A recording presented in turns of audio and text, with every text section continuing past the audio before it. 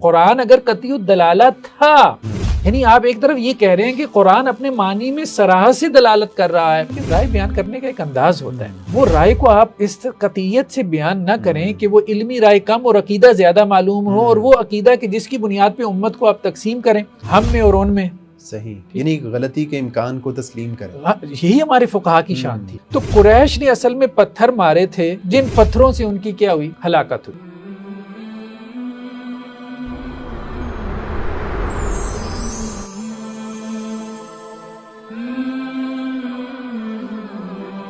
بسم اللہ الرحمن الرحیم. السلام علیکم ناظرین اکرام، فکر گامدی کی اگلی نشست میں ہم آپ کو خوش آمدید کہتے ہیں. گامدی صاحب نے اپنی کتاب میزان میں جو قرآن فہمی کے اصول بتائے ہیں، ان میں سے 3 اصولوں پہ ہم بات کر چکے ہیں. چوتھا اصول قرآن کے فرقان اور میزان ہونے کا ہے. اس اصول میں گامدی صاحب نے بہت سی اصولی باتیں کی ہیں. ان میں سے کچھ اصولی باتوں پہ ہم ڈسکشن کر چکے ہیں، اور مزید بھی کچھ باتیں ایسی ہیں جن پہ ڈسکشن ہونا باقی ہے. ان میں سے جو ایک اہم بات ہے وہ ہے الفاظ کی دلالت. آج ہم اسی موضوع پہ حافظ صاحب سے ان کی رائے لیں گے. حافظ صاحب، سب سے پہلے آپ کا بہت شکریہ آپ کی آمد کا، تشریف آوری کا. الفاظ کی دلالت میں آپ گامدی صاحب سے کہاں کہاں اختلاف رکھتے ہیں؟ جو انہوں نے باتیں کی اس پہ آپ کی کیا رائے ہے؟ جی، بسم اللہ الرحمن الرحیم. تو گامدی صاحب کے مبادی تدبر قرآن پہ ہم بحث کر رہے ہیں. تو اس میں چوتھا اصول جو ہے میزان اور فرقان جو انہوں نے بیان کیا، پچھلی کچھ نشستوں سے اس پہ ہماری گفتگو چل رہی ہے، کیونکہ یہ ان کے مبادی تدبر قرآن کا ایک مرکزی اصول ہے. تو اس پہ انہوں نے لمبی چوڑی بحث کی ہے، اور اپنے اس اصول سے کچھ نتائج بھی نکالے، اپنے فکری نتائج. ان میں سے ایک نتیجہ جو ہے وہ الفاظ کی دلالت کے عنوان سے انہوں نے ذکر کیا. اس میں وہ یہ کہنا چاہ رہے ہیں کہ قرآن کے الفاظ کی جو اپنے معنی پہ دلالت ہے وہ بہت واضح ہے، بہت صریح ہے، بہت قطعی ہے. صحیح. تو ایسا نہیں ہو سکتا کہ قرآن مجید جو ہے اس کو سمجھنے میں انسان کو جو ہے، مطلب اگر وہ غور و فکر کرے یا گہرائی میں اترے تو اس کو کوئی غلطی لگ سکے. مکتب فراہی میں یہ اصول جو ہے وہ مختلف اعتبار سے مختلف الفاظ کے ساتھ یہ بیان کیا جاتا ہے. الفاظ کی دلالت سے مراد حافظ صاحب یہ ہے کہ یعنی قرآن اپنا معنی بیان کرنے میں بہت واضح ہے یا نہیں ہے؟ قرآن اپنا معنی بیان کرنے میں بہت واضح ہے. اصل بات یہ ہے کہ جو لوگ اس معنی پہ نہیں پہنچ پاتے اس کی وجہ ان کی اپنی جو ہے وہ ایفرٹ کی کمی ہے، یا پھر یہ ہے کہ صحیح رخ میں انہوں نے ایفرٹ نہیں کی. یہ ان کے اس اصول کا خلاصہ ہے، ان کی فکر کا. صحیح. تو یا تو وہ یہ نسبت کر دیتے ہیں کہ جی لوگ ایفرٹ نہیں کر رہے قرآن کو سمجھنے میں جیسی ایفرٹ ہم کر رہے ہیں، یعنی مکتب فرائے والی. صحیح. یہ ایک بار ڈھکے چپے الفاظ میں کہی جاتی ہے، حالانکہ یہ بالکل غلط بات ہے، بے بنیاد بات ہے. پچھلوں نے بھی اسی طرح سے جو ہے وہ قرآن کے ساتھ وقت لگایا جیسا کہ آج کل کے لوگ لگا رہے ہیں. اس میں تو کوئی کمپیریزن نہیں کرنا چاہیے. تو جو آپ کہہ رہے ہیں کہ پچھلوں نے بھی وقت لگایا، تو کیا ان کی نظر میں الفاظ کی جو دلالت ہے قرآن کے الفاظ کی وہ واضح نہیں ہے؟ قرآن اپنے الفاظ کی دلالت میں واضح نہیں ہے، ایکسپلیسٹ نہیں ہے. وہ اپنے مقدمے کو اس طرح سے بیان کرتے ہیں کہ قرآن کہیں پہ، یعنی قرآن کے لفظ کی دلالت کہیں پہ اپنے معنی پہ قطعی ہے اور کہیں پہ ظنی ہے. ظنی. صحیح. ٹھیک ہے. تو قرآن کی الفاظ کی اپنے معنی پہ دلالت جب قطعی ہوتی ہے تو اس کا مطلب یہ ہے کہ وہاں پہ متعین معنی ہے، یعنی ایک ہی معنی ہے. ایک ہی معنی ہے. اس لیے وہاں پہ عموماً اختلاف بھی نہیں ہوتا. صحیح. ٹھیک ہے، وہاں پہ عموماً اختلاف نہیں ہوتا، مطلب ماہرین فن کے ہاں تو یا ائمہ دین کے ہاں. تو الزانیۃ والزانی فجلدوا کل واحد منہما مئۃ جلدہ، سب ایک ہی معنی بیان کریں گے کہ زانی مرد ہو یا زانی عورت ہو اس کو 100 کوڑے مارے جائیں گے. کوئی نہیں کہتا 110 ماریں یا 90 ماریں. ٹھیک ہے. والسارق والسارقۃ فاقطعوا ایدیہما، ٹھیک ہے. کوئی نہیں کہتا کہ جو اس کے ہاتھ نہ کاٹیں ہیں یا اس کے پاؤں کاٹ دیں یا اس کی آنکھیں نکال دیں چور کی. سب بھی کہتے ہیں بھئی ہاتھ کاٹیں. تو قرآن مجید کی بہت سے مقامات پہ اپنی جو دلالت ہے بہت سری ہے، صحیح، اور اتنی صراحت کے ساتھ ہے کہ وہاں کوئی اختلاف ہی نہیں ہوا۔ تو وہاں ہم یہ کہتے ہیں، یعنی جو روایتی جو بیانیہ ہے وہ یہ کہتا ہے کہ قرآن مجید کی کہیں کہیں دلالت اپنے معنی پہ وہ قطعی ہے، اور یہ کیسے پتہ چلتا ہے؟ جب عام طور پہ ماہرین فن کا اتفاق ہو جاتا ہے، اور وہ ہے مطلب جیسے ہم اجماع مفسرین کہتے ہیں، اور وہ ہے آپ کو نظر آتا ہے۔ دوسرا یہ کہ کہیں کہیں اس کی دلالت ظنی بھی ہے، یعنی ظنی ہونے کا مطلب یہ ہے کہ وہاں ایک سے زیادہ معنی کا احتمال پیدا ہو جاتا ہے۔ صحیح، یہ کہتے ہیں کہ احتمال نہیں پیدا ہوتا۔ اچھا، مزے کی بات ہے، آپ کو میں یہ ذرا اسکرین پہ دکھاتا ہوں۔ میں نے صبح نا فرحی صاحب کے نام سے ایک ویب سائٹ بنی ہوئی ہے، ٹھیک ہے؟ ویب سائٹ کے اوپر جملہ جو لکھا ہوا ہے وہ کیا ہے؟ القرآن لا يحتمل الا تعویلا واحدا، ٹھیک ہے؟ کہ قرآن صرف ایک ہی تعویل قبول کرتا ہے۔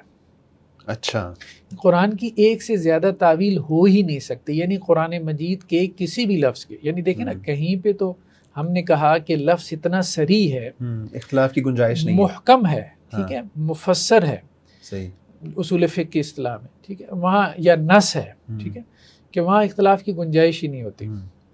لیکن کہیں کہیں لفظ جو ہے وہ جسے فقہا کہتے ہیں نا خفی ہو جاتا ہے، مجمل ہو جاتا ہے، ٹھیک ہے، اپنے معنی کے لیے۔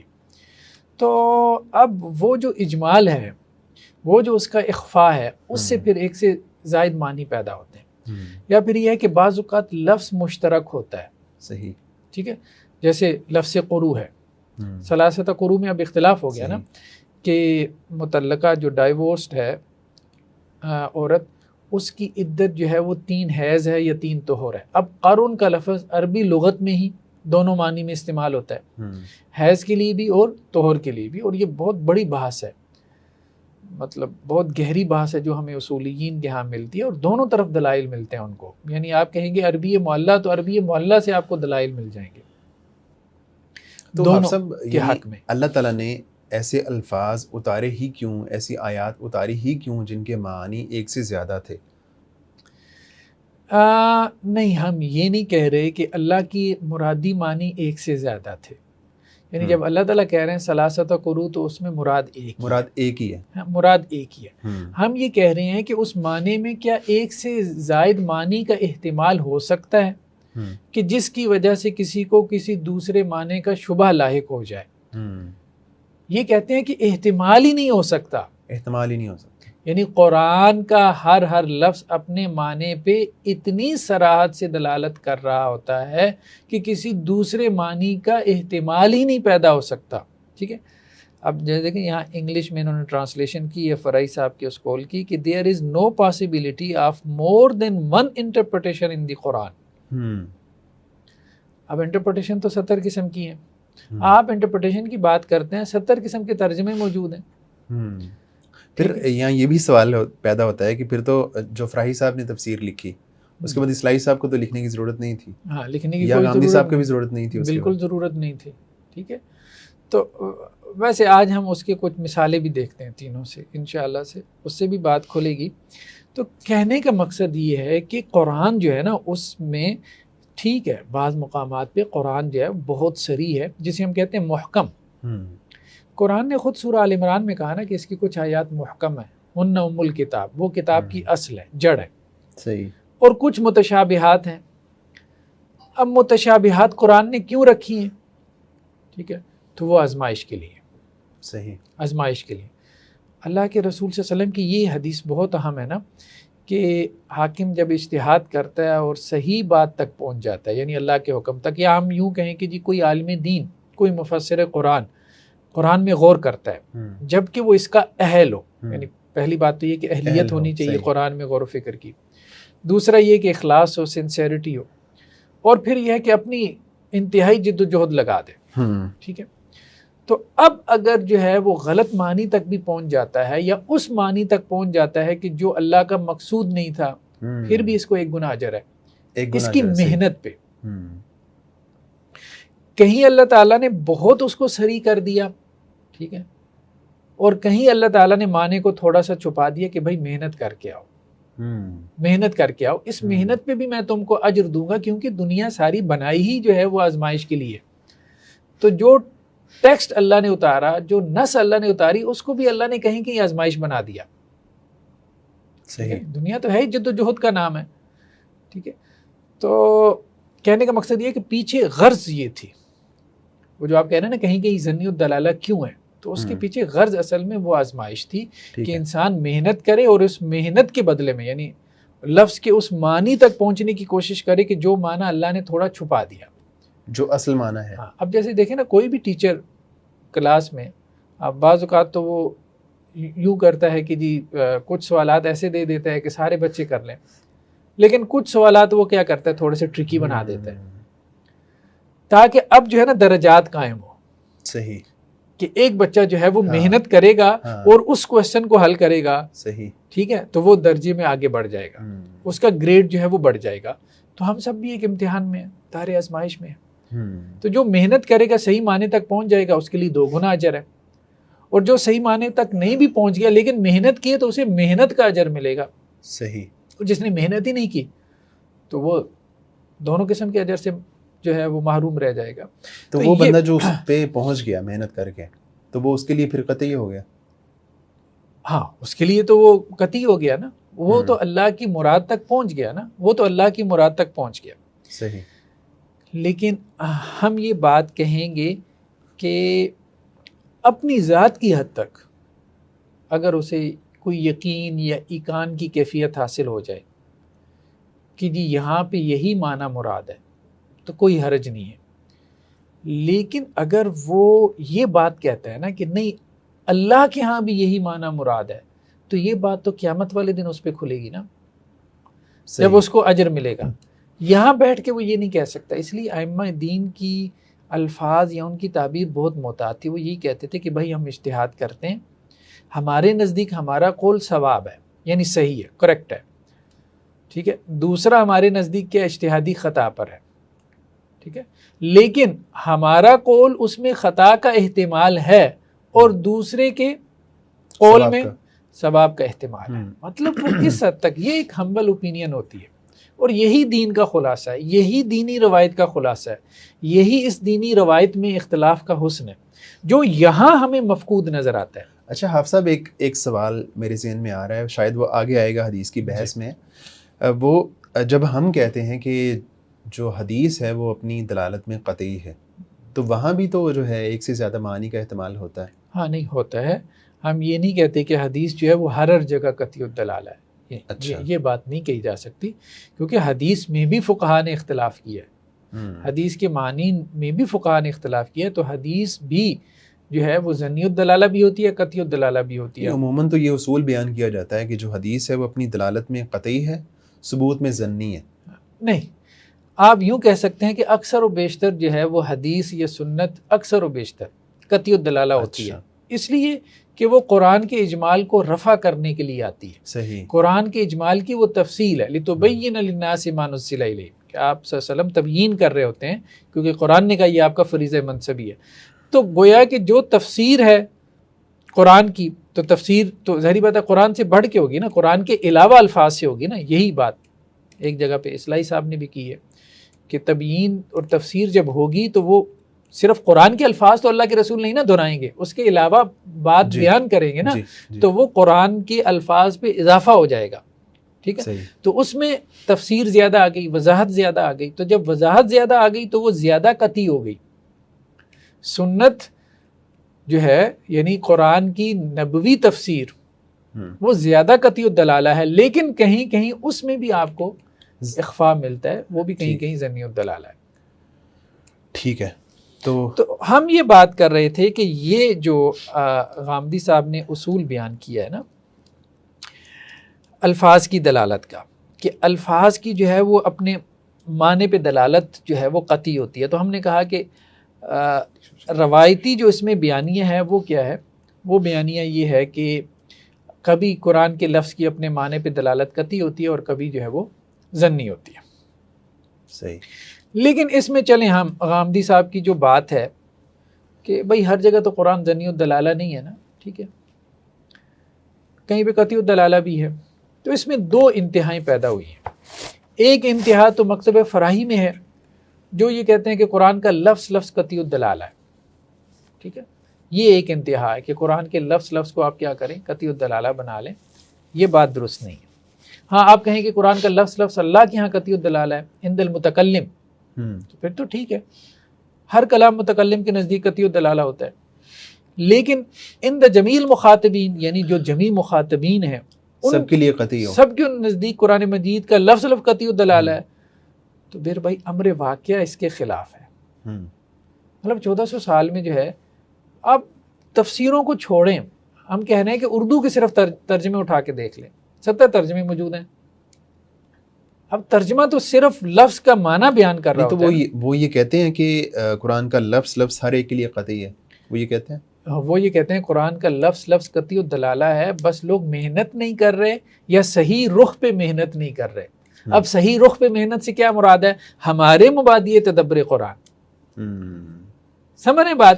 اچھا, نتیجتاً وہ بات وہی کر رہے ہیں کہ جس کے لیے وہ ملامت کرتے ہیں مذہبی طبقے کو کہ جی یہ اپنی بات پہ اڑ جاتے ہیں, اپنی ہی بات کو صحیح سمجھتے ہیں, یعنی ان کے نزدیک صرف یہی صحیح ہے باقی غلط ہے.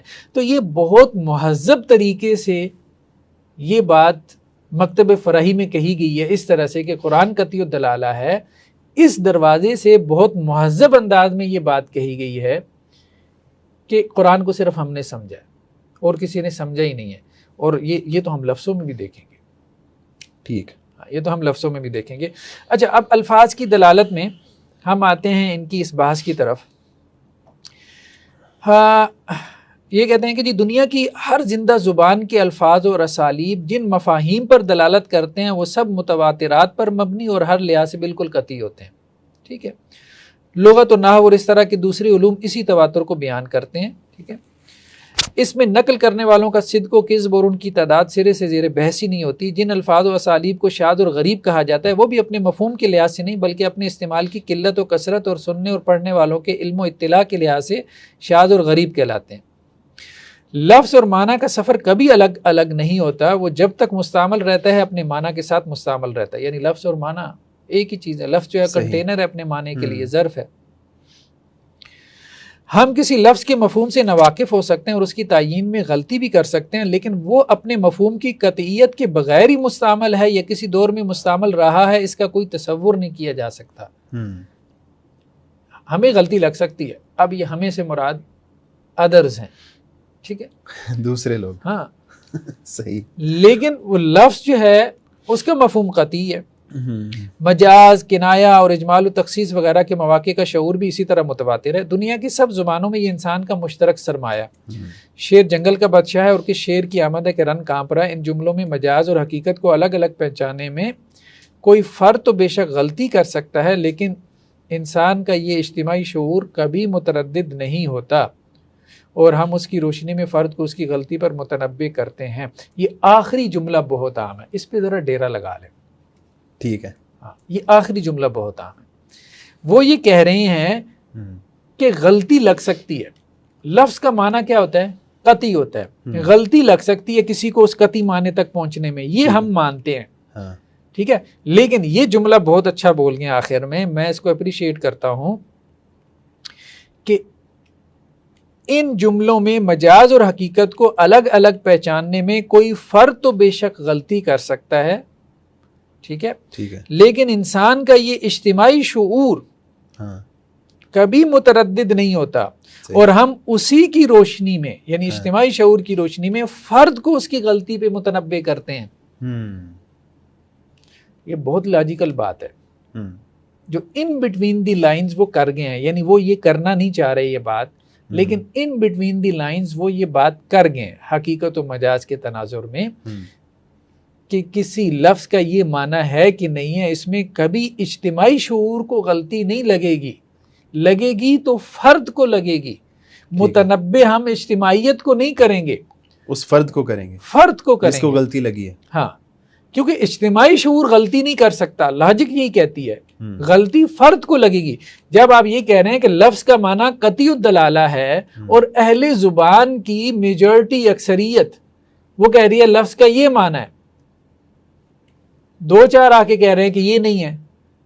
تو اگر لفظ کا معنی قطعی تھا، لفظ اپنے معنی پہ پوری قطعیت صراحت کے ساتھ دلالت کر رہا تھا، تو اجتماعیت کو کہاں غلطی لگے گی؟ غلطی تو ایک دو کو ہی لگے گی.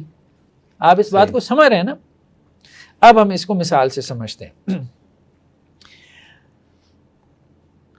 یعنی جو اجتماعی شعور ہے اس کو بھی یہ بات ماننی چاہیے تھی کہ قرآن اپنی دلالت میں قطعی ہے.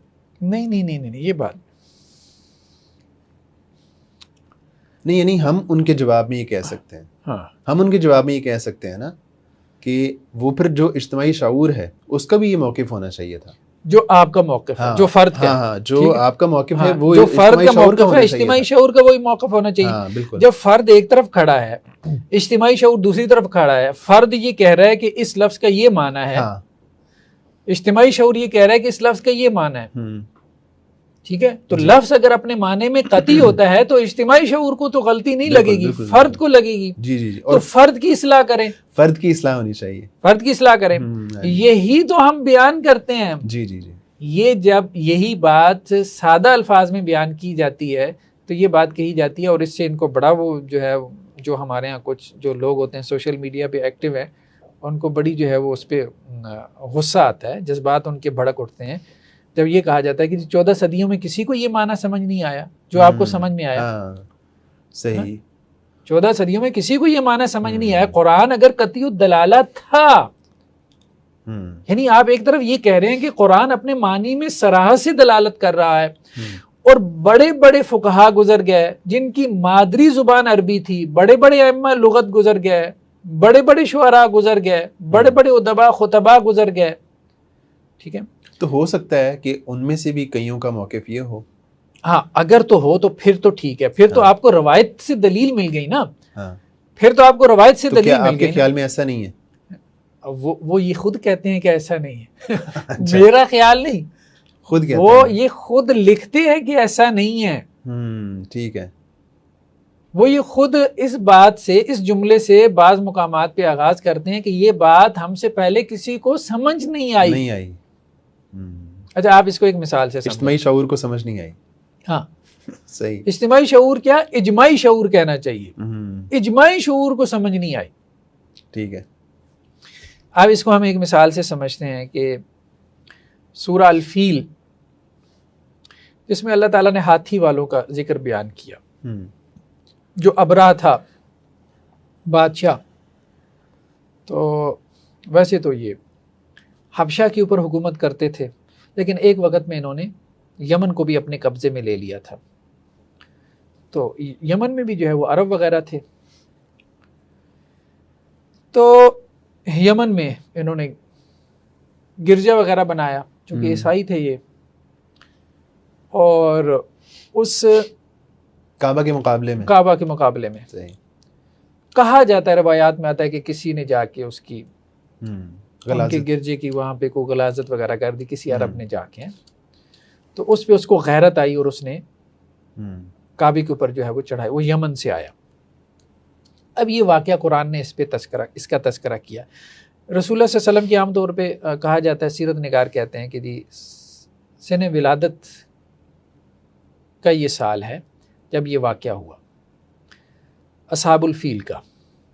ٹھیک ہے، تو اس میں قرآن نے کیا کہا ہے کہ الم تر کیف فعل ربک باصحاب الفیل الم یجعل کیدہم فی تضلیل وارسل علیہم طیرا ابابیل. کہ آپ نے اصحاب الفیل کو نہیں دیکھا، ہاتھی والوں کو؟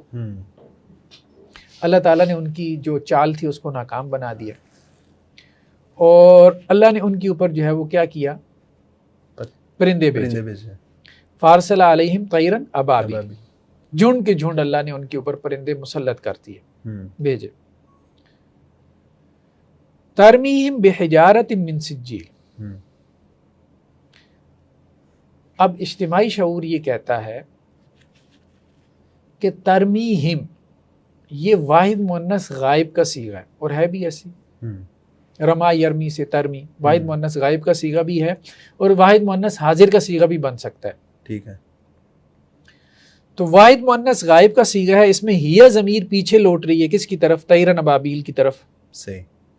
ٹھیک ہے. ترمیہم بحجارۃ من سجیل، ترمیہم میں ہیا جو ضمیر جو فاعل ہے جو طیرن ابابیل کی طرف لوٹ رہی ہے، ٹھیک ہے، کہ وہ پرندے پھینک رہے تھے ان کے اوپر سنگریزے، ٹھیک ہے، فجا علم کاسف معقول، تو اللہ تعالیٰ نے ان کو کھائی ہوئی ہے بھوسی کی مانند کر دیا اصحاب الفیل کو۔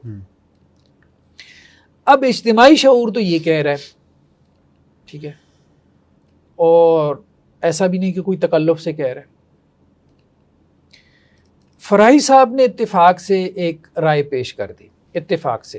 اب بات یہ ہے نا کہ آپ ایک رائے کو اگر پیش کر دیں، بھئی اس سے پہلے بھی مفسرین آراء پیش کرتے ہیں، جو بندہ تفسیر لکھتا ہے تو اس میں کوئی نکتہ رسی کرتا ہے، تو نکتہ رسی کرنے میں کوئی حرج نہیں ہے، لیکن جب آپ اپنے نقطے کو اتنے زور اور شد و مت سے بیان کرتے ہیں اور آپ کہتے ہیں ہاں سے پہلے تو کسی کو سمجھ ہی نہیں آیا قرآن، پہلی مرتبہ ہمیں سمجھ میں آیا، ٹھیک ہے، اور پھر بعد میں آنے والے آپ کے شاگرد جو ہے وہ آپ کی تقلید میں پھر وہی غلطیاں کرتے ہیں، اور اپنی غلطیوں کی بنیاد پہ آپ ایک نیا جو ہے وہ جتھا بنا لیتے ہیں، اور آپ اس جتھے کو گویا کہ یہ ریئلائز کروانے کی کوشش کرتے ہیں کہ ہم جیسی قرآن فہمی تو برصغیر پاک و ہند میں کبھی ہوئی نہیں۔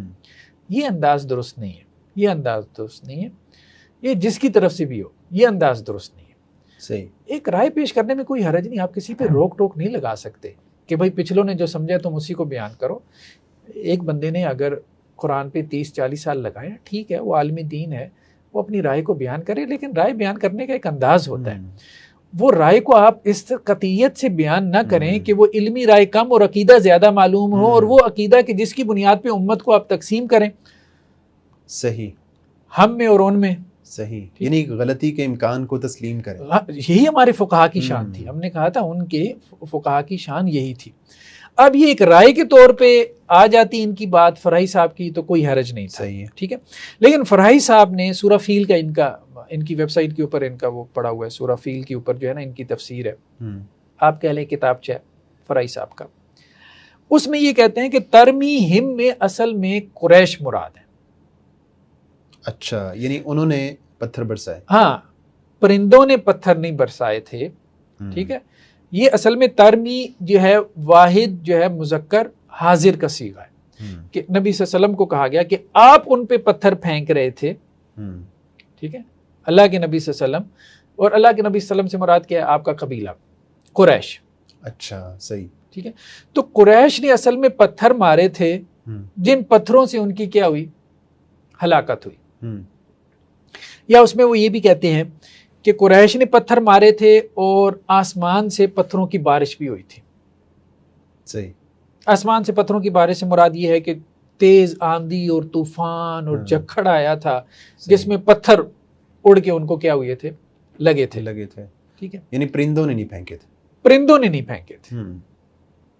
اچھا، اب اس پہ یہ کوئی اتنا عقیدے کا مسئلہ تو تھا بھی نہیں، مطلب ایک تاریخی واقعہ ہے نا، اس تاریخی واقعے میں ایک اجتماعی شعور کا رجحان ہے، آپ اپنے ایک رجحان کو اگر ظاہر کر دیتے ہیں کوئی حرج بھی نہیں تھا، لیکن اس کی بنیاد پہ جو انداز اختیار کیا گیا اور جس قسم کی تعویلات کی گئیں، مطلب اب آپ کہیں کہ جی جیسے ہمارے ہاں بعض اوقات یہ لوگ الزام دیتے ہیں نا کہ جی فقہا کو کہ جی ان کے جو ماننے والے پیروکار ہیں اپنے فقہا کہ کسی ایک فتوے کو بچانے کے لیے کیا کرتے ہیں؟ تعویل در تعویل در تعویل، ٹھیک ہے، وہی بالکل سچویشن نظر آتی ہے پورے مکتب میں، یعنی فرائی صاحب سے لے کے نیچے اصلاحی صاحب اور پھر اس کے نیچے غامدی صاحب تک میں اتنی سری جو ہے وہ آپ کہہ لیں کہ جی نصوص، اتنی سری ہدایات اور تعلیمات، اتنے سری اشعار ادب جاہلی کے، ایون آیات بہت حد تک واضح ہیں، بہت حد تک واضح۔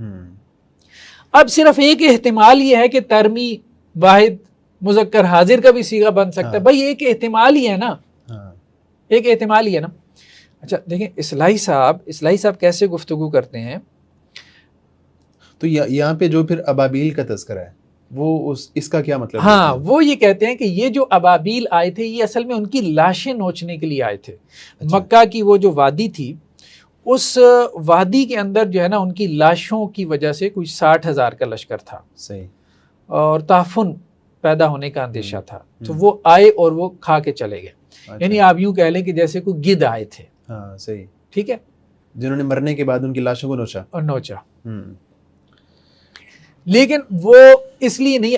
ابھی ہم اس پہ قرآن جیسے کہتے ہیں نا چھوڑیں پچھلوں کو, صرف قرآن کو سمجھیں, ہم وہ بھی اپروچ اختیار کریں گے, ٹھیک ہے, پچھلوں کو چھوڑ کے. ہاں, پچھلوں کو چھوڑ کے ہم صرف قرآن کے ٹیکسٹ کو سامنے رکھیں گے کہ قرآن کیا کہتا ہے. لیکن ابھی ہم یہ بات کر رہے ہیں کہ یہ ہمارے سامنے جو ہے نا اصلاحی صاحب کی یہ تفسیر ہے تدبر قرآن. اصلاحی صاحب اس آیت کی تفسیر میں لکھتے ہیں, یہی سورہ فیل کی آیت, ٹھیک ہے, اس میں اوپر جو ہے نا وہ آپ دیکھیں گے عنوان کیا ہے. تو اصلاحی صاحب یہاں پہ عنوان دیتے ہیں مفسرین کی ایک عام غلط فہمی. صحیح, ٹھیک ہے.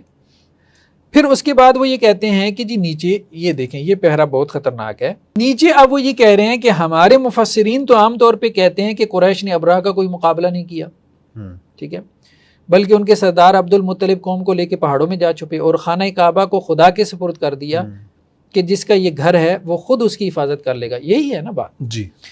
ان کے نزدیک ترمی کا فائل طیرن ابابیل ہے. ان کے نزدیک کیا, قرآن کے نزدیک سیدھا کہیں وہ بھی قرآن سے نکال رہے ہیں, وہ کون سا حدیثوں سے نکال رہے ہیں کہ ترمی کے اندر کیا یہ احتمال نہیں ہے کہ یہ واحد مؤنث غائب کا صیغہ ہو.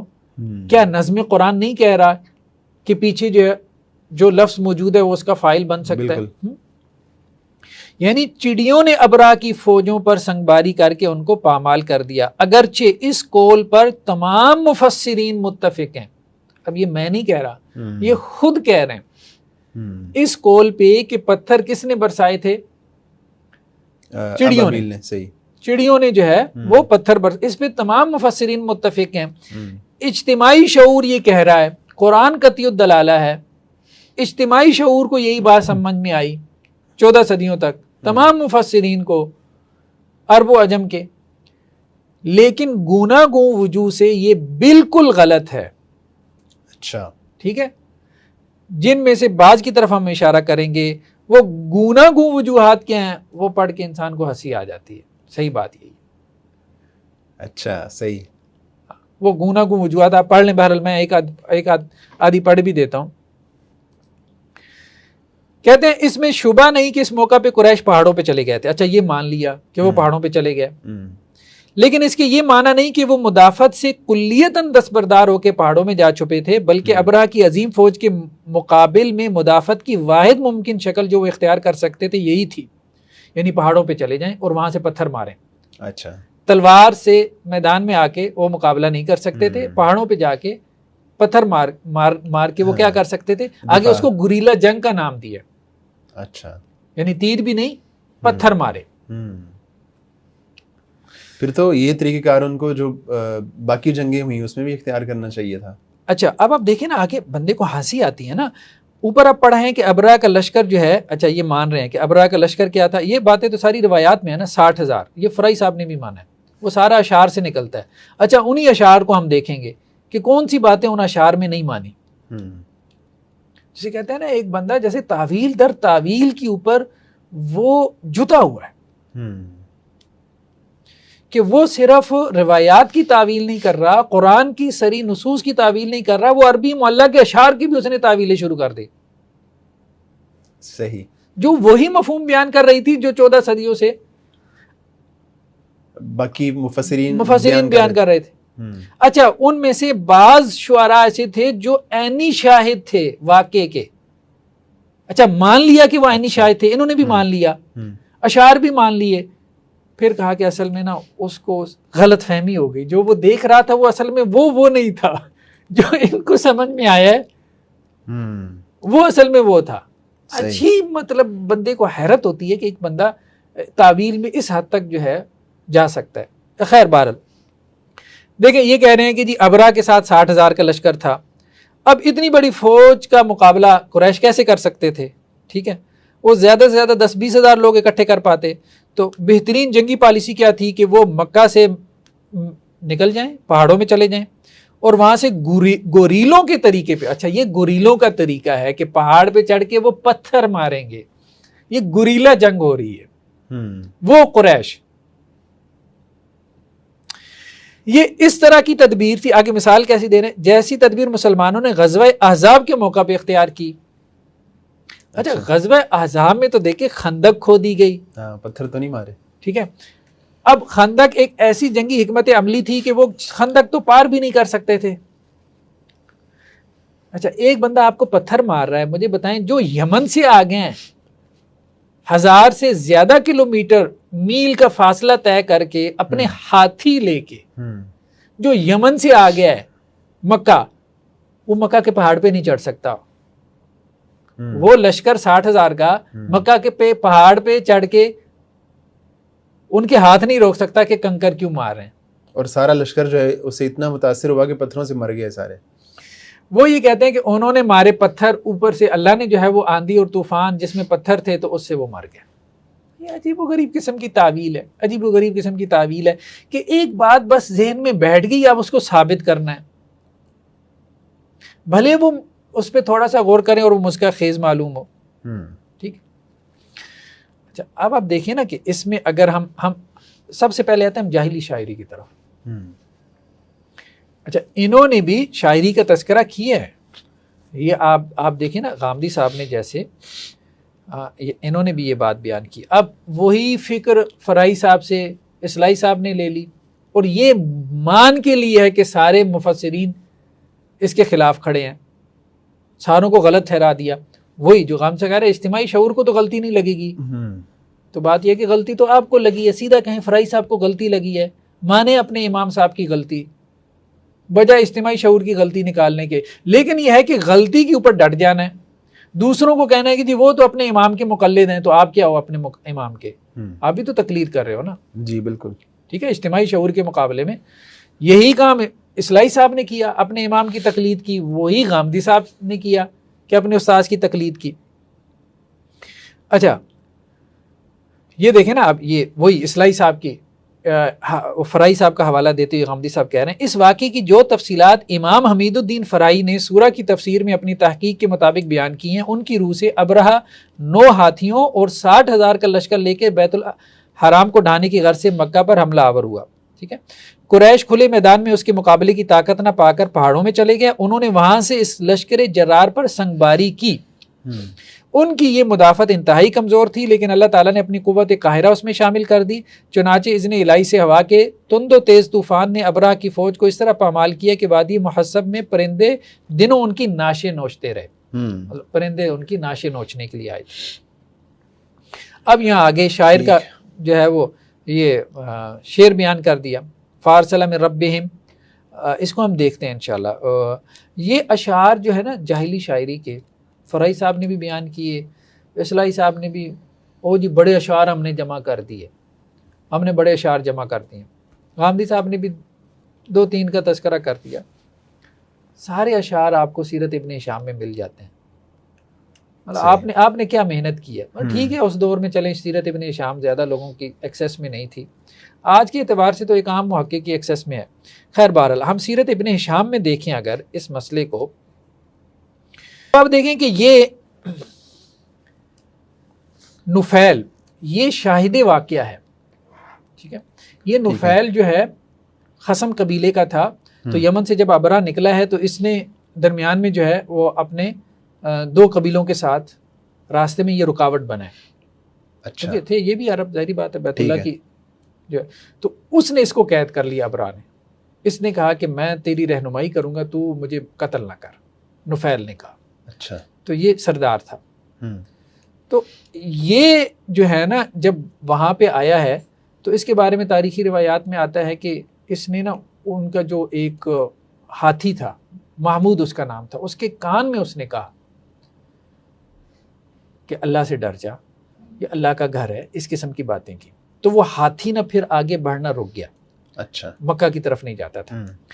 وہ پھر اس کے بعد اس نے نا اس سارے واقعے کو بیان کیا شاعری میں.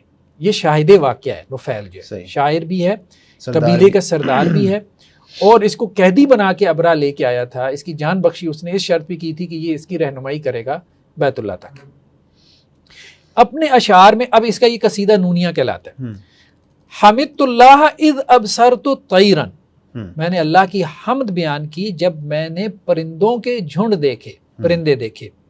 وحفت حجارۃ تلقى علینا, اور مجھے یہ ڈر محسوس ہوا کہ اب ان کے اوپر پتھر نہ برسائے جائیں. پتھر. اچھا اب اس کی وہ تعویل یہ کرتے ہیں جی یہاں ذکر ہے پرندوں کا اور پتھروں کا علیحدہ ذکر ہے. یہ کہاں ذکر ہے کہ پرندے ہی پتھر برسائیں گے؟ صحیح. ٹھیک ہے. لیکن جو نظم ہے نا، نظم جو ترتیب ہے کلام کی، وہ یہی بتا رہی ہے کہ وہ یہ کہتا ہے کہ جب میں نے پرندے دیکھے تو پھر مجھے خوف پیدا ہوا کہ ان پہ پتھر برسائے جائیں گے. اچھا خیر، بہرحال اس کے بعد اگر ہم دیکھیں آگے کچھ اور اشعار ہیں یا کچھ اور شعراء کا کلام ہمیں ملتا ہے جو اس سے بھی بہت واضح ہے، اس سے بھی بہت واضح ہے.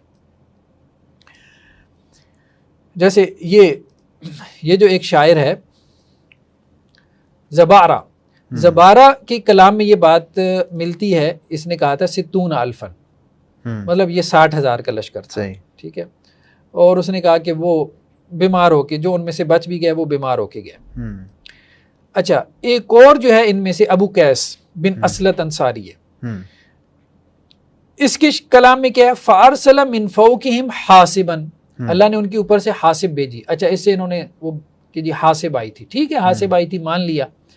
ٹھیک ہے. حاسب اس کو کہتے ہیں وہ جو ہے آندھی جو کہ گرد و غبار، ہاں جس کے اندر جو ہے وہ پتھروں. ٹھیک ہے. اب یہ پتھروں کی آندھی جو ہے وہ پرندوں کی صورت میں بھی آ سکتی ہے. مطلب پرندوں نے پتھر برسائے تو وہ اتنی زیادہ جو ہے وہ پتھر تھے کہ وہ جیسے پتھروں کی بارش ہو رہی ہے، پتھروں کی آندھی ہو رہی ہے. مفہوم تو بالکل واضح ہے. فلفہم مثل لف القزم، تو اس نے ان کو ایسے لپیٹ دیا جیسے خاصاک کو لپیٹتے ہیں. خیر ہاں اب دیکھیں کہ اس کے علاوہ ہمیں یہاں پہ ایک اور شاعر ہے، یہ ابو قیس بن اسلط، اس کا ایک اور جو ہے وہ ہمیں کلام ملتا ہے. فلما اتاکم نصر ذی العرش، جب تمہارے پاس عرش والے کی مدد آئی، ردہم، تو اس مدد نے کیا کیا؟ ان کو ملیا میٹ کر دیا. ٹھیک ہے. اب وہ عرش والے کی مدد کیا تھی؟ جنود الملیک، فرشتوں کے لشکر، نہیں بادشاہ کے لشکر. سوری، بادشاہ کے لشکر. بادشاہ کے لشکر تھے، یعنی اللہ کے لشکر تھے. ان دا ملیک مقتدر، اللہ کے لیے ملیک کا لفظ استعمال ہوا. جنود الملیک، تو یہ لشکر جو ہے نا، یہ کون سے لشکر تھے؟ طیرن ابابیل، وہی لشکر تھے. اور بین صاف و حاسب، صاف اور حاسب کے درمیان، یہ دونوں آندھی کی قسمیں. صاف جس کے اندر گرد و غبار ہو وہ آندھی، حاسب جو ہے جس کے اندر پتھر اور کنکریاں ہوں. تو اس کے درمیان آپ کو اللہ کے لشکر نظر آ رہے تھے. تو اب یہ واضح نظر آتا ہے کلام کے اندر، واضح طور پہ نظر آتا ہے. اچھا اس بات کو حضرت عبداللہ ابن عباس نے بہت واضح طور پہ بیان کیا. یہ مستدرک حاکم کی روایت ہے. ٹھیک ہے. اور اس کو امام ذہبی نے بھی کہا ہے صحیح ہے. اور امام ذہبی جب کسی روایت کو کہہ دیتے ہیں نا صحیح ہے، تو پھر ائمہ کہتے ہیں کہ وہ صحت کے درجے کو پہنچتی ہے. صحیح. اگرچہ امام حاکم متساہل ہیں بعض اوقات کسی روایت کو صحیح کہنے میں. صحیح. اچھا عبداللہ ابن عباس کیا کہتے ہیں کہ جب انہوں نے یہ حضرت عبد المطلب نے جو شعر پڑھے تھے نا اس موقع پہ، ان کا تذکرہ کیا تو انہوں نے دعا مانگی نا، حضرت عبد المطلب نے اللہ سے دعا مانگی. اچھا اس کا ذکر ان اشعار کا فرائی صاحب نے بھی کیا، پھر اسلائی صاحب نے بھی کیا. عبداللہ ابن عباس ہی کہتے ہیں فَأَقْبَلَتْ مِثْلُ الصَّحَابَةِ مِن نَحْوِ الْبَحْرِ، بدلی کی مانت. اب دیکھیں نا، وہ شاعری کو بھی سامنے رکھیں اور اس کو بھی. بدلی کی مانت کیا ہے؟ سمندر کی طرف سے آئے وہ پرندے آئے. حَتَّى أَزَلَّتْهُمْ، اس نے ان کو جیسے سائے کی طرح ڈھانپ لیا ہو. کیا تھا؟ طیر ابابیل، پرندے تھے جھنڈ کے جھنڈ. التی قال اللہ عز وجل، ان طیر ابابیل کے بارے میں اللہ عز وجل نے کہا ترمیہم بحجارۃ من سجیل، کہ یہ جھنڈ کے جھنڈ پرندے کے. مطلب یہ ہے کہ روایات یا صحابہ کا فہم بھی یہی کہہ رہا ہے. یہ عبداللہ بن عباس کا قول ہے. ہاں عبداللہ ابن عباس رضی اللہ عنہ کا قول ہے. اوپر دیکھیں نا یہ روایت میں ان ابن عباس رضی اللہ عنہ قال اقبل اصحاب الفیل حتی اذا دنوا من مکہ، انہوں نے وہ واقعہ بیان کیا نا. تو ادب جاہلی کو بھی آپ دیکھ لیں. ٹھیک ہے. ادب جاہلی میں واضح طور پہ موجود ہے کہ پرندوں نے وہ پتھر برسائے تھے. جنود الملیک کا مطلب یہی ہے. صحیح. ٹھیک ہے. پرندے آئے تھے. دوسرا یہ ہے کہ صحابہ کے فہم میں آپ دیکھ لیں، صحابہ کی روایات دیکھ لیں، ٹھیک ہے، مطلب صحابہ سے کوئی بہت دور کا واقعہ تو نہیں تھا نا، ٹھیک ہے۔ اچھا، اب اس کی تعویل کرتے ہوئے اب آپ دیکھیں کہ کہاں تک فرائی صاحب کہاں تک چلے جاتے ہیں۔ فرائی صاحب یہ کہتے ہیں کہ بعض لوگ جو واقعے کے عینی شاہد ہیں انہوں نے چڑیوں اور پتھروں کا ذکر ساتھ ساتھ کیا ہے، مطلب اپنی شاعری میں۔ اس سے بعض سننے والوں کو کس جگہ پہ بات ہے؟ یہ ان کی تفسیر ہے سورہ فیل کی، مجموعہ تفسیر فرائی، ٹھیک ہے، یہ مجموعہ تفسیر فرائی میں پیج نمبر 400 ہے، صحیح، تفسیر سورہ فیل، صحیح۔ تو وہ یہ کہتے ہیں بعض لوگ جو واقعہ کے عینی شاہد ہیں انہوں نے چڑیوں اور پتھروں کا ذکر ساتھ ساتھ کیا ہے، اس سے بعض سننے والوں کو گمان ہوا کہ یہ پتھر چڑیوں ہی نے پھینکے، ٹھیک ہے، اور ممکن ہے کہ بعض دیکھنے والوں کو بھی یہ شبہ ہوا ہو، یعنی بعض دیکھنے والوں کو بھی یہ شبہ ہوا ہو جو آئی وٹنس تھے کہ یہ پتھر کس نے پھینکے، چڑیوں نے، اور انہوں نے اپنی شاعری میں یہ بات لگا دی، صحیح، اور انہوں نے اپنے خیال کے مطابق واقعے کو بیان کر دیا۔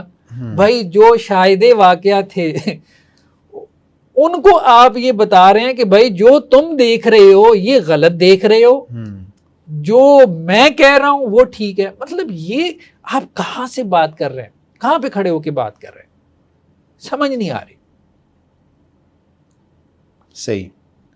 تو یہ وہ چیز ہے، ہم جو کہہ رہے ہیں نا کہ یہ وہ چیز ہے کہ رویہ جسے ہم کہتے ہیں، جسے ہم بار بار پن پوائنٹ کرتے ہیں کہ یہ جب ایک نیا مفہوم آپ نے نکال دیا تو بس ٹھیک ہے، آپ کہیں کہ جی پہلوں نے یہ بیان کیا ہمیں یہ بات سمجھ میں آتی ہے، بس اس طرح سے بیان کر دیتے، کوئی حرج نہیں تھا۔ ایک آیت کی پہلے 4 تفسیریں ہیں، 5ویں بھی آ جاتی، کیا فرق پڑ جانا تھا۔ لیکن جب آپ اس پہ اس طرح سے اصرار کرتے ہیں جیسے آپ کو بنیادی عقیدہ ثابت کر رہے ہیں، اور اس میں آپ آئی وٹنس جو آپ سے 1400 سال پہلے کا واقعہ ہے، جو وہاں شاہد واقعہ، اور آپ مان بھی رہے ہیں کہ وہ وہاں پہ موجود ہیں، اور آپ یہ کہہ رہے ہیں کہ نہیں اس کو دیکھنے میں غلطی لگی ہے، وہ اصل میں جو ہے وہ جو پتھر برس رہے تھے وہ ہوا برسا رہی تھی، اور وہ پتھر برسا کون رہے تھے؟ قریش، لیکن چونکہ اوپر سے وہ چڑیاں بھی آ گئی تھیں تو اسے یہ محسوس ہوا کہ نہیں چڑیاں آ کے برسا رہی۔ یہ مطلب عجیب بات ہے، یہ مطلب یہ تو ایسی ہے کہ جیسے کسی گواہ سے آپ کہیں کہ جی نہیں تم جو گواہی دے رہے ہو نا کہ تم نے یہ دیکھا ہے، تم نے یہ نہیں دیکھا، تم نے یہ نہیں دیکھا، تم نے اصل میں یہ دیکھا ہے۔ خیر اس میں کوئی، اور یہ ساری تعویلات اس کے باوجود آپ کر رہے ہیں کہ آپ یہ مانتے ہیں کہ قرآن قطعی ہے، قرآن قطعی ہے۔ تو اگر قرآن قطعی و دلالہ ہے اور اس میں اجتماعی شعور کو غلطی نہیں لگ سکتی، تو اجتماعی شعور بھی یہی کہہ رہا ہے کہ ترمیم کا فاعل کون ہے؟ پتھر کس نے برسائے؟ چڑیوں نے۔ ادب جاہلی کی شاعری یہی کہہ رہی ہے، جنود الملیک کے الفاظ، کہ اللہ کے لشکر آئے تھے جنہوں نے جو ہے وہ، اور اللہ کے لشکر کون تھے؟ اللہ کے لشکر ظاہری بات ہے وہ طیر ابابیل تھے۔ پھر یہ ہے کہ وہ پرندوں کو دیکھ کے وہ کہتا ہے کہ مجھے خوف محسوس ہوا کہ اب پتھر برسائے جائیں گے، پرندوں کو دیکھ کے وہ یہ کہتا ہے شاعر نفیل۔ تو ادب جاہلی بھی یہی کہہ رہا ہے، شاعری بھی یہی کہہ رہی ہے، ٹھیک ہے، یعنی آپ کی عربی معلّہ کو مصدر بنایا جائے وہ بھی یہی کہہ رہی ہے کہ یہی معنی ہے۔ اچھا ایک عام بات اگر ہم اس کی طرف آئیں، آپ کہیں نا اس سب سے ہم ذرا بے نیاز ہو جاتے ہیں، ادب جاہلی کیا کہہ رہا ہے، ٹھیک ہے، اجتماعی شعور کیا کہہ رہا ہے، صحابہ کیا کہہ رہے ہیں، صحابہ کا فہم بھی، عبداللہ ابن عباس رضی اللہ عنہ کا فہم بھی یہی کہہ رہا ہے، ٹھیک ہے، تو اور وہ واقعے کو بھی اسی طرح سے نقل کر رہے ہیں۔ صرف ہم قرآن کی صورت کو سامنے رکھ لیتے ہیں، ٹھیک، ان کا بہت بڑا اصول ہے نظم قرآن۔ اب یہ کہتے ہیں کہ چڑیاں آئی تھیں کھانے کے لیے، لاشیں کھانے کے لیے چڑیاں آئی تھیں۔ اللہ تعالیٰ کیا کہہ رہے ہیں؟ وَأَرْسَلَ عَلَيْهِمْ طَيْرًا أَبَابِيلَ، اللہ نے ان پہ کیا بھیجے؟ چڑیاں، جھنڈ کے جھنڈ چڑیاں بھیجیں۔ تَرْمِيهِمْ، اب وہ چڑیاں کیوں آئی تھیں؟ ابھی تو وہ گری نہیں، ناشیں تو بنی نہیں، بالکل بالکل، ناشیں تو بنی نہیں، وہ چڑیاں کیا کرنے آ گئی ہیں بھائی؟ ابھی پتھر نہیں برسے، ہاں پتھر تو برسے ہی نہیں ہیں، ہاں، چڑیاں کیا کرنے آ گئی ہیں؟ اچھا چڑیاں آ گئی ہیں ترمیہم بحجارۃ من سجیل، پھر پتھروں کی بارش ہوئی ہے، فجعلہم کعصف معقول، اچھا پھر اللہ نے ان کو کیا کیا، بھوس بنایا، چڑیاں پہلے آ چکی چڑیاں پہلے آ چکی ہیں، بعد میں کوئی تذکرہ نہیں ہے۔ بھائی گدھ تو لاش کے اوپر آئے گا نا، زندہ انسان جو ہے اس کے مرنے سے پہلے گدھ آ کے بیٹھ جائے گا کہ اب یہ مرنے والا ہے۔ ویسے سنا ہے کس طرح ہوتا ہے، سنا ہے کس طرح ہوتا ہے، اس طرح ہوتا ہے ایک تصویر وائرل ہے ناولز میں ہوتا ہوگا، نہیں پرانی تصویر وائرل ہے افریقہ کی جہاں قحط آیا تھا نا، نہیں وہ ایک ہے کہ ایک بچہ جو ہے وہ نظر آ رہا ہے، ہاں وہ یہاں تو مطلب وہ ایک لشکر ہے جو چڑھائی کرنے آیا ہے، 60,000 کا لشکر جو بھی اس ہٹا کٹا دبدبے کے زندہ ساتھ، سلامت ہے، ہاں مطلب جو 1000 میل کا فاصلہ طے کر کے آیا ہے صحرا کے اندر سے، تو چڑیوں کو پتہ چل گیا کہ یہ مر جائیں گے۔ صحیح نہیں بات بنتی نہیں ہے، بات نہیں بنتی، آپ جتنی مرضی بنا لیں، اگر اس قرآن میں نظم ہے، قرآن میں اگر نظم ہے، ٹھیک ہے، جو آپ کہتے ہیں جی ٹھیک ہے، یہ ایک منظم کلام ہے، ایک مرتب گفتگو ہے، یہ نہیں کہ آگے پیچھے کی گفتگو ہے، وہ تو پھر آپ آگے پیچھے کی بنا لیں، جو مرضی نکال لیں جیسے آپ نکالنا چاہ رہے ہیں، لیکن نظم کو آپ تو نہیں مانتے نا؟ نہیں ہم کیوں نہیں مانتے، ہم نے کب انکار کیا وہ والا نظم جو وہ بیان کرتے ہیں، جو فراہی صاحب بیان کرتے ہیں، ہم اس پہ گفتگو کریں گے نظم قرآن کے پورے اس کے اوپر، نظم کو ہم مانتے ہیں، یہ بات نہیں ہے، ہم صرف یہ کہتے ہیں کہ جو وہ نظم کہتے ہیں نا، وہ نظم ایک اجتہاد ہوتا ہے، وہ قرآن نہیں ہوتا، وہ مفسر کا فہم ہوتا ہے، یعنی اس کی دلالت ظنی ہوتی ہے، قطعی نہیں ہوتی، بعض جگہوں پہ اس کی دلالت قطعی بھی ہوتی ہے۔ خیر بہرحال یہ اب آپ دیکھیں کہ یہ اجتماعی شعور، عربی معلّہ، ٹھیک ہے، ادب جاہلی، صحابہ کی تفسیر، نظم قرآن، سب کچھ کو نظر انداز کر کے آپ ایک نقطہ بیان کر، ہم کہہ رہے ہیں یہ سارا نظر انداز کر کے چلیں آپ ایک نقطہ بیان کر لیں، اتنی بھی سپیس چلے ٹھیک ہے، لیکن آپ اس نقطے پہ اتنا زور دے رہے ہیں، آپ کہہ رہے ہیں ساروں کو ہی غلطی لگی اور ہمیں ہی صحیح سمجھ میں آئی صحیح قرآن انداز، ٹھیک۔ حافظ صاحب آپ نے جو ابھی تک سورہ فیل کے بارے میں ایک لمبی بات کی ہے، اس سے جو میں سمجھا ہوں وہ یہ ہے کہ غامدی جو اسکول آف تھاٹ ہے وہ یہ کہتا ہے کہ جو قرآن ہے اپنی دلالت میں قطعی ہے، اور اس میں کسی فرد کو تو غلطی لگ سکتی ہے لیکن اجتماعی شعور کو غلطی نہیں لگ سکتی، اور آپ یہ کہنا چاہ رہے ہیں کہ جب آپ یہ بات مانتے ہیں تو سورہ فیل کی تفسیر میں آپ خود یہ کہہ رہے ہیں کہ اجتماعی شعور کو غلطی لگ گئی اور جو ہے فرد کو یہ بات سمجھ آ گئی، آپ یہ کہنا چاہ رہے ہیں؟ یہی کہنا چاہ رہے ہیں۔ دیکھیے اب ہم اس کو ایک اور طرح سے سمجھتے ہیں، ان کے الفاظ کی دلالت کی بحث کو، کہ بیسیکلی یہ ایک فرائی مکتب فکر ہے جو یہ کلیم کرتے ہیں۔ اب فرائی مکتب فکر میں تو کوئی اصولوں کا اختلاف نہیں ہے نا، وہی مبادی تدبر قرآن ہے جو فرائی صاحب نے دیے ان کے بقول، وہی اصلاحی صاحب نے انہی کے مطابق تدبر قرآن لکھی، پھر آگے غامدی صاحب انہی کے مطابق جو ہے وہ اسی اسکول آف تھاٹ کو آگے لے کے چل رہے ہیں۔ جب ٹیکسٹ بھی سیم ہے، متن سیم ہے قرآن مجید، پرنسپلز بھی سیم ہے، اصول تفسیر بھی مبادی تدبر قرآن بھی کیا ہے، سیم ہے، اسکول آف تھاٹ بھی ایک ہے، قرآن بھی قطعی الدلالہ ہے، تو اگر سیم ٹیکسٹ کے اوپر سیم پرنسپل اپلائی کیے جائیں تو سیم معنی ملنا چاہیے، لیکن with in school of thought آپ کے جب اختلاف ہو جاتا ہے تو آپ خود اپنی بات کا مذاق اڑا رہے ہیں۔ آپ نے یہی کہا، لیکن وہ یہ بات تو کہہ رہے ہیں کہ جو ان میں سے زیادہ محنت کرے گا، یعنی جو فرد زیادہ محنت کرے گا وہ اس معنی تک پہنچ جائے گا، ہو سکتا ہے نہیں یہ تو نہیں کہیں گے کہ استاد نے نہیں محنت کی، صحیح، ٹھیک ہے، یہ تو نہیں کہیں گے استاد نے نہیں محنت کی، پھر یہ ہے کہ جب وہ بیان کر رہے ہیں نا، ذرا وہ بیان کا انداز ہے، ذرا اس کو دیکھنے کی ضرورت ہے۔ اچھا یہ سورہ احزاب کی آیت ہے، آیت نمبر 59، اس میں یہ حکم دیا گیا کہ اے نبی صلی اللہ علیہ وسلم آپ اپنی بیویوں سے اور اپنی بیٹیوں سے وَنِسَاءِ الْمُؤْمِنِينَ، اور مومنوں کی عورتوں سے کہہ دیں کیا یدنین علیہن من جلابیبہن، کہ اپنے اوپر جو ہے وہ اپنے جلباب کا کچھ حصہ یعنی بڑی سی چادر کا کچھ حصہ اپنے اوپر لٹکا لیا کریں، جسے ہم نقاب کہتے ہیں، فیس کورنگ کہتے ہیں۔ اچھا اس کی تفسیر میں یہ اصلاحی صاحب کی تفسیر ہے، ٹھیک ہے، تدبر قرآن جس کو ہم نے کھولا ہوا ہے۔ تو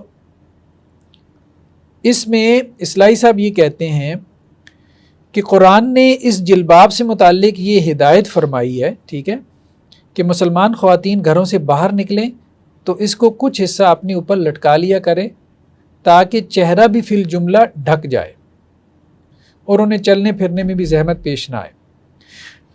یہی جلباب ہے جو ہماری دیہاتوں کی شریف بڑی بوڑھیوں میں اب بھی رائج ہے، اور اس نے فیشن کی ترقی سے اب برقع کی شکل اختیار کر لی۔ اس برقع کو اس زمانے کے دلدگان تہذیب اگر تہذیب کے خلاف قرار دیتے ہیں تو دیں، لیکن قرآن مجید میں اس کا حکم نہایت واضح الفاظ میں موجود ہے، جس کا انکار صرف وہی برخود لوگ کر سکتے ہیں جو خدا اور رسول صلی اللہ علیہ وسلم کے سے زیادہ مہذب ہونے کے مدعی ہوں۔ سمجھ رہے بات؟ بہت شد و مد کے ساتھ اصلاحی صاحب نے ان آیات سے کیا کیا؟ پردہ ثابت کیا، فیس کورنگ، نقاب، چہرے کا پردہ ثابت کیا۔ اچھا، اس میں آگے اصلاحی صاحب ایک بات کرتے ہیں، وہ بات اہم ہے، وہ یہ کہتے ہیں یہ جو الفاظ ہے نا، ذالک ادنی ان یعرفن فلا یؤذین، یہ زیادہ قریب ہے، یعنی مسلمان عورتوں کا اپنا چہرہ ڈھکنا یہ زیادہ قریب ہے کہ وہ پہچانی جائیں، یعنی سوسائٹی میں پتہ چلے کہ یہ کیا ہے، شرفاء ہیں، شریف عورتیں ہیں۔ فلا یؤذین، تو منافقین کی طرف سے، شرارتی فساق لوگوں کی طرف سے ان کو اذیت نہ پہنچائی جائے۔ تو یہ مسلمان خواتین کے لیے ایک علامت امتیاز مقرر کر دی گئی تاکہ جہاں کہیں بھی وہ نکلیں ہر شخص ان کو دور ہی سے پہچان لے کہ یہ مسلمان خواتین ہیں اور تعرض کی جرت نہ کرے، اور اگر کرے تو اس کے عواقب دور تک سوچ کر کرے، ٹھیک ہے۔ تو یہ اب جو ہے نا وہ اصلاحی صاحب یہ بات کر رہے ہیں۔ اچھا، اب آگے چل کے کیا کہہ رہے ہیں، اس ٹکڑے سے کسی کو یہ غلط فہمی نہ ہو، یعنی اس ٹکڑے سے ذالک ادنی ان یعرفن فلا یؤذین، اصلاحی صاحب کہہ رہے ہیں اس ٹکڑے سے کسی کو یہ غلط فہمی نہ ہو، اور اسی ٹکڑے سے غلط فہمی ان کے شاگرد کو لگی، یعنی غامدی صاحب کو، وہ یہ کلیئر کر گیا کہ بھائی اس سے غلط فہمی نہ ہو کہ یہ ایک وقتی تدبیر تھی، یہ حکم جو اشرار کے شر سے مسلمان خواتین کو محفوظ رکھنے کے لیے اختیار کی گئی، اور اب اس کی ضرورت باقی نہ رہی، یعنی وہ مستقل حکم تھا، مستقل۔ کیوں؟ اول تو احکام جتنے بھی نازل ہوتے ہیں سب محرکات کے تحت نازل ہوتے ہیں، ٹھیک ہے، لیکن اس کے یہ معنی نہیں کہ وہ محرکات نہ ہو تو وہ احکام کا عدم ہو جائیں۔ دوسری یہ کہ جن حالات میں یہ حکم دیا گیا تھا، کیا کوئی ذی ہوش یہ دعویٰ کر سکتا ہے کہ اس زمانے میں حالات کل کی نسبت 1000 درجہ زیادہ خراب ہے؟ سمجھ رہے ہیں نا، مطلب اس وقت یہ وجہ تھی تو آج وہ وجہ زیادہ پائی جاتی ہے کہ وہ باعث جو ہے وہ شریف عورتوں کو چھیڑیں۔ صحیح۔ اب ہم آتے ہیں غامدی صاحب کی طرف۔ اب آپ دیکھیں کہ غامدی صاحب جب اس آیت کی تفسیر کرتے ہیں تو آپ صاحب یہ والا جو موقف ہے اصلاحی صاحب کا، فرائی صاحب کا بھی یہ موقف ہے؟ فرائی صاحب کا بھی یہی موقف ہے، صحیح۔ فرائی صاحب کو بھی ہم دیکھتے ہیں، ان کا بھی موقف ہم دیکھتے ہیں۔ اچھا، غامدی صاحب یہ کہتے ہیں کہ ان الفاظ سے، کون سے الفاظ؟ یہ جو قرآن مجید کے ہیں، ٹھیک ہے، ان الفاظ سے بھی واضح ہے اور حکم کا سیاق و سباق بھی بتلا رہا ہے کہ یہ عورت کے لیے پردے کا کوئی حکم نہیں تھا، یعنی سیاق و سباق جسے یہ نظم قرآن کہتے ہیں، نظم قرآن یہ بتا رہا ہے کہ عورت کے لیے پردے کا حکم نہیں تھا، جیسا کہ عام طور پر لوگوں نے سمجھا ہے، یعنی یہ اس سے بالکل برعکس موقف بتا رہے ہیں، اسی آیت کا، اسی آیت، انہی الفاظ کا، انہی الفاظ کا۔ وہی دیکھیں نا، یدنین علیہن من جلابیبہن، ٹھیک ہے، یہ عورتوں کے لیے پردے کا کوئی حکم نہیں تھا جیسا کہ عام طور پر لوگوں نے سمجھا ہے۔ بھائی عام طور پہ لوگوں نہ کہیں، آپ کے امام صاحب نے بھی ساتھ میں ان کو بھی شامل کر لیں، وہ تو عام لوگوں میں شامل نہیں ہے نا، جی، ٹھیک ہے، بلکہ مسلمان عورتوں کے لیے ان کی الگ شناخت قائم کر دینے کی ایک وقتی تدبیر تھی۔ وہاں اصلاحی صاحب کیا کہہ رہے ہیں؟ مستقل ہے، یہ وقتی تدبیر کوئی اس کو نہ سمجھے، جی، کسی کو یہ غلط فہمی لاحق نہ ہو. اور یہ کہہ رہے ہیں کہ یہ کیا تھی؟ وقتی تدبیر تھی جو اوباشوں اور تہمت تراشنے والوں کے شر سے ان کو محفوظ رکھنے کے لیے اختیار کی گئی. قرآن قطعی الدلالہ کس کے لیے؟ امام کے لیے یا مقتدی کے لیے؟ استاذ کے لیے یا شاگرد کے لیے؟ جی. یعنی قرآن کی اس آیت کا وہ مفہوم صحیح ہے جو اصلاحی صاحب نے بیان کیا یا وہ مفہوم صحیح ہے جو غامدی صاحب نے بیان کیا؟ اچھا، ہم اس بحث پہ بھی نہیں چلتے. ہم یہ بات کرتے ہیں کہ اصلاحی صاحب نے ایک مفہوم بیان کر دیا، ایک غامدی صاحب نے بیان کر دیا، تو قرآن کے لفظ میں ایک سے زائد معنی کا احتمال پیدا ہو گیا. تو وہ بات کہاں چلی گئی کہ قرآن میں ایک سے زائد معنی کا احتمال ہی نہیں ہے؟ جب قرآن کے لفظ میں ایک سے زائد معنی کا احتمال پیدا ہو گیا، وہ قطعی الدلالہ نہیں رہا، ظنی الدلالہ ہو گیا. صحیح. مطلب ایسا لگتا ہے کہ جیسے کوئی غور و فکر ہی نہیں کیا جاتا کہ کیا بات ہم کرنے جا رہے ہیں یا کیا بات کہہ رہے ہیں اور اس کے کیا عواقب و نتائج ہیں. اب آپ دیکھیں نا کہ یہ جو کہہ رہے ہیں مسلمان عورتوں کے لیے ان کی الگ شناخت قائم کر دینے کی وقتی تدبیر تھی جو اوباشوں اور تہمت تراشنے والوں کے شر سے ان کو محفوظ رکھنے کے لیے اختیار کی گئی. اب اصلاحی صاحب نے بعینی انہی الفاظ کا رد کیا ہے. اس ٹکڑے سے کسی کو یہ غلط فہمی نہ ہو کہ یہ ایک وقتی تدبیر تھی جو اشرار، اچھا الفاظ بھی آپ دیکھیں، جو اشرار کے شر سے مسلمان خواتین کو محفوظ رکھنے کے لیے اختیار کی گئی، اور اب اس کی ضرورت باقی نہیں رہی. متضاد معنی ہے، بالکل متضاد. اور اصلاحی صاحب کی آپ دیکھیں کہ مطلب کہ ان کے شاگردوں میں سے جو سب سے زیادہ اپنی نسبت ان کی طرف رکھنے والے ہوں گے وہ بالکل ایک متضاد معنی کی طرف لے جائیں گے. اچھا، یہ صرف اصلاحی صاحب کا موقف نہیں ہے، یہ فرائی صاحب کا بھی موقف جو ہے نا، فرائی صاحب کا بھی یہی ہے موقف. یعنی اختلاف ہونا کوئی بڑی بات نہیں ہے، اپنے استاد سے اختلاف ہونا کوئی بڑی بات نہیں ہے، لیکن جب آپ ایک موقف قائم کرتے ہیں کہ یہ قرآن قطعی ہے، ہاں، اور تو پھر کیوں اختلاف ہو گیا بھائی؟ صحیح. پھر کیوں اختلاف ہو گیا؟ جب آپ کا یعنی فرائی اسکول آف تھاٹ میں جو اختلاف ہے، ہم یہ کہہ رہے ہیں فرائی اسکول آف تھاٹ میں جو اختلاف ہے، فرائی صاحب، اصلاحی صاحب اور غامدی صاحب کا قرآن مجید کے معنی کے بیان میں، قرآن مجید کے، تو وہ یہی بتا رہا ہے کہ قرآن قطعی الدلالہ نہیں ہے. Same text, same principle. یعنی دوسرے کو تو آپ کہیں نا بھائی ان کے اصول تفسیر مختلف ہیں، ان کی سوچ ہم سے نہیں ملتی. آپ کے اصول بھی سیم ہے، اصول بھی سیم ہے. اچھا ٹیکسٹ چلیں مختلف ہو جائے، ٹیکسٹ بھی سیم ہے، ٹھیک ہے. تو اب آپ دیکھیں نا فرائی صاحب کیا لکھتے ہیں. تو فرائی صاحب نے یہ کہا ہے کہ حجاب کے مسئلہ میں تفاسیر اور فقہ میں پوری توضیح موجود ہے، جس کا خلاصہ یہ ہے کہ ہاتھ اور چہرہ کھلا رکھنا جائز ہے. اچھا، یہ بات ان کی اتنی صحیح نہیں ہے. کن کی؟ فرائی صاحب کی. اچھا. یہ کہہ رہے ہیں کہ فقہ میں یہ ہے، فقہا کہ ہاں یہ ہے کہ چہرہ کھلا رکھنا جائز ہے. اس پہ میں نے گفتگو کی ہے، ٹھیک ہے. احناف کے ہاں ایک آدھا قول موجود ہے، لیکن بہرحال اس پہ میری کتاب ہے چہرے کا پردہ واجب مستحب یا بدعت، صحیح، اس پہ میں نے گفتگو کی ہے. لیکن اچھا فرائی صاحب کیا کہہ رہے ہیں؟ وہ تو فقہا کی رائے بیان کرنے میں چلے ان سے غلطی ہو گئی، لیکن وہ اپنی رائے کیا بیان کر رہے ہیں؟ کہہ رہے ہیں میری رائے میں نظم قرآن پہ توجہ نہ کرنے سے یہ غلط فہمی پیدا ہوئی کہ چہرے کا پردہ نہیں ہے. نظم قرآن سے چہرے کا پردہ نکل رہا ہے.